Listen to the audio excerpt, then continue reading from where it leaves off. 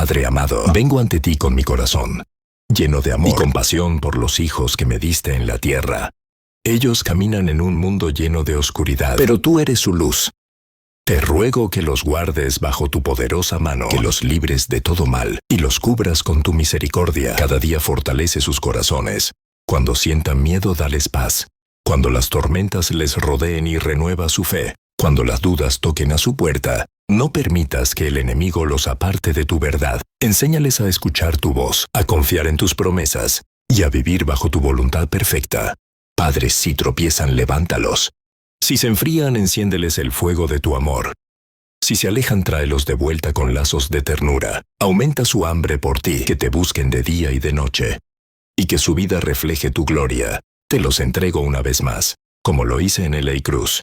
Porque los amo con amor eterno, y por ellos intercedo hoy. Que nunca les falte tu presencia. Amén.